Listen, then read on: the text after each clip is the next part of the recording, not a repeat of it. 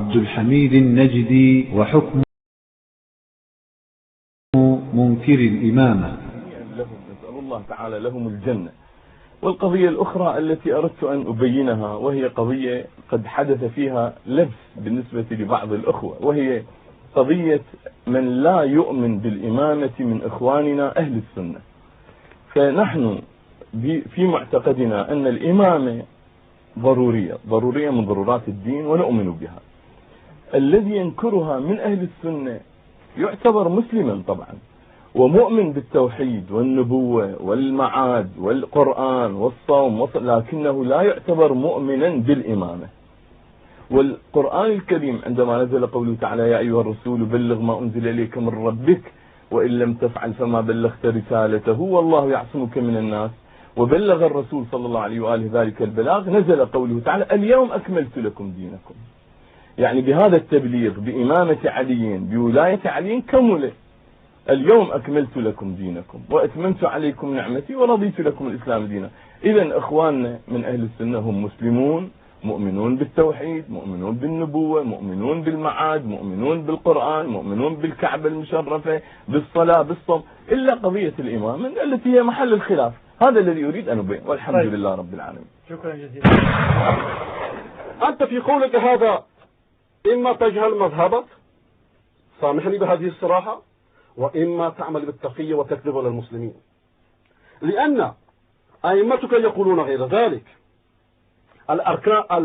الإمامة عندكم من أركان الدين، ولهذا السبب بالذات قلتم بتحريف القرآن، لأن في القرآن لا يوجد فيه إمامة، ولذا قالوا جعلوها الركن الخامس، وقالوا لم ينادى بشيء كما نودي بالولاية.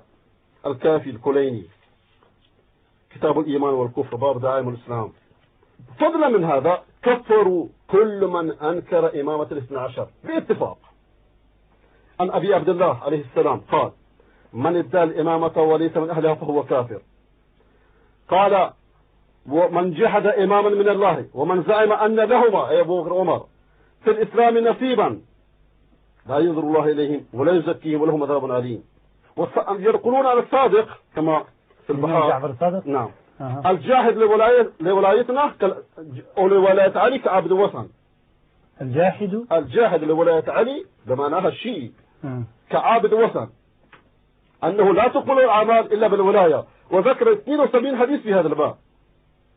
وابن بابويه القمي وهو من رؤساء المذهب في رسالة الاعتقادات، وهو يسمى الدين الإمامية، وعلى حقيقة هذا المذهب الدين مستقل، وهم يقولون وهم يعترفون بذلك. اعتقادنا في من جحد إمامة أمير المؤمنين والأئمة من بعده عليهم السلام أنه بمنزلة من جحد نبوة الأنبياء. نصدق هذا الذي يتقي أم نصدق إمامه الذي لم يكن يتقي؟ واعتقادنا في من أقر بأمير المؤمنين وأنكر واحد من بعده من الأئمة أنه بمنزلة من آمن بجميع الأنبياء ثم أنكر نبوة محمد صلى الله عليه وسلم. هذا من هو هذا؟ هذا ابن بابويه القمي في كتابه الاعتقادات، وهو شيخ المذهب، وهذا ينقله أيضا البحار المجلسي مجلد 27 صفحة 62. وقال نعمة الله الجزائري وما صفته، وهذا خاتمة المحدثين عندهم: إننا لم نجتمع معهم خلافا لما يقول ويتقي، لم نجتمع مع أهل السنة والجماعة على إله ولا على نبي ولا على إمام، وذلك أنهم يقولون إن ربهم هو الذي كان محمد صلى الله عليه وسلم نبيه وخليفته بعده أبو بكر، ونحن لا نقول بهذا الرب ولا بذلك النبي، بل نقول إن الرب الذي خليفة نبيه أبو بكر ليس ربنا ولا ذلك النبي نبينا. وقال المفيد من نصدق هذا الذي يتقي ويجامل أم نصدق أئمتهم؟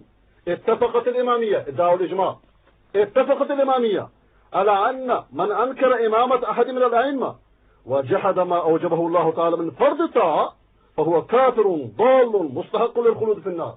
هذه الآراء المتطرفة الغالية كان يرد عليها الإمام المبجل المكرم إمام جعفر الصادق. نعم. إذن